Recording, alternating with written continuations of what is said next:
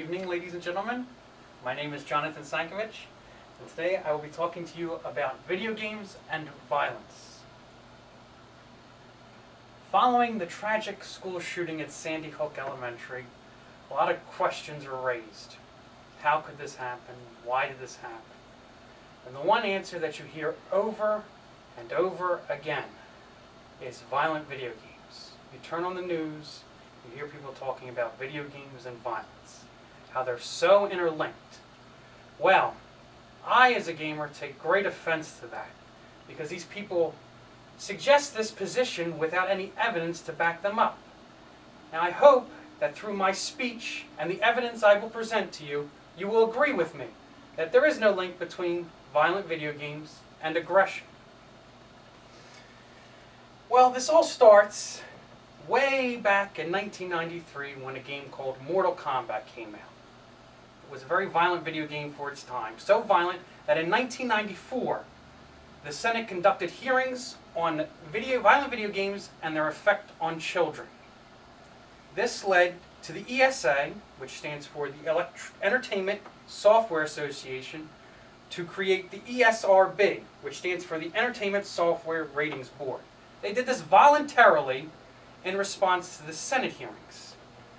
So the ESRB came up with these ratings that are on games now. E, meaning for everyone. E10 plus, meaning for everyone, but generally for people 10 and older. T for teen, and M for mature, which stands for 17 plus. Another way that you might be able to understand it as E would be like the movie rating G, E10 plus would be like the PG, the T would be like the PG-13 rating, and the M would be the R rating. These ratings are put on games to help parents decide to figure out what their kids are playing. And next to all of these ratings would be a description of what's actually in the game, so they know why it is rated as such. So for like an E, you might see something like comic mischief, whereas something like M might be blood and gore or sexuality. Now, I mention about these ratings because the Supreme Court just struck down a law that was in California.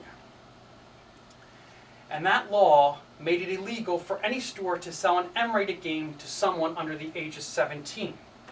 The Supreme Court deemed that it wasn't illegal for someone to sell one of these M-rated games to someone under age. Now, you're wondering why I may talk about this. The purpose of why I bring this up is because of the majority opinion in the case, which was by Supreme Court Justice Antonin Scalia, in which he said psychological studies purporting to show a connection between exposure to violent video games and harmful effects on children do not prove that such exposure causes minors to act aggressively. Here we have a justice, a judge on the highest court in the land, and after reviewing all of the evidence, he agrees with what I am trying to persuade to you. So, I hope that you could see how big of a deal that is. Another thing I'd like to show you is, as you can see by this chart, represented by this purple line here, is video game sales. The blue bars represent violent crimes. As you can see, from 1995 to 2009, video game sales have gone up drastically. But as you can see, violent crimes have decreased. If violent video games cause violence, why wouldn't this violent crime skyrocket with such sales in video games? Another thing I'd like to tell you are two studies that I have researched. One study was called Violent Video Games and Aggression, Casual Relationship or Byproduct of Family Violence and Intrinsic Violence Motivation. This study was divided into two groups. The first groups were participants who were randomized or allowed to choose violent video games or non-violent video games. The results of that study were neither randomized exposure to violent video games conditions or previous real-life exposure to violent video games caused any difference in aggression. The second group in that study examined correlations between trait aggression, violent criminal acts, and exposure to both violent video games and family violence. The results in that study were indicated that trait aggression, family violence, and male gender were predicative of violent crimes, but not exposure to violent games. So what that's saying is there's other factors that go into aggression, but you have to take those facts in, but even when you compare those facts with violent video games, the violent video games do not cause any increase in the aggression. So as you can see, that it's other factors that cause these violent crimes and these violent school shootings to take place. But let me also reference this other study, which was actually written up into a book called Grand Theft Childhood: The Surprising Truth About Violent Video Games. What makes this study so interesting, first, it was a Harvard study. Second of all, it was an unbiased study. They went into this having no agenda. They weren't trying to prove or disprove. They were just trying to take the facts and see what was the truth. They interviewed and surveyed a large number of children and parents. They didn't do this in a lab setting. They interviewed people in their real lives. They didn't take them into a lab and have them play a violent video game and make a loud noise and see how they would react as a link to aggression. They didn't do that. They actually surveyed and interviewed people in real life situations in their daily lives. Their study, of course, like what would you expect? They discovered that all these myths about violent video games and violence aren't true. There's simply no link between it. It's all just a miscommunication, bad information. So, as you can see, video games we have this myth that violent video games cause violence. And then there's the other myth that goes along with it, that video games are bad for you. They rot your brain. Not true. As you can see, video games encourage and provide an outlet for creativity.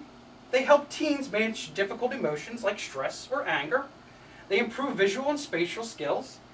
And they provide practice in planning and anticipating consequences in an imaginary setting. So as you can see, not only are violent video games not causing violence, they're actually beneficial to children. So, in conclusion, with all the evidence I've presented to you that shows that there is no link between violent video games and violence, that parents who are worried what their children are playing need to use the video game ratings along with their own judgment and monitor what their children play. It is up to the parents to look after their children and make sure that they are doing what they think is best for them.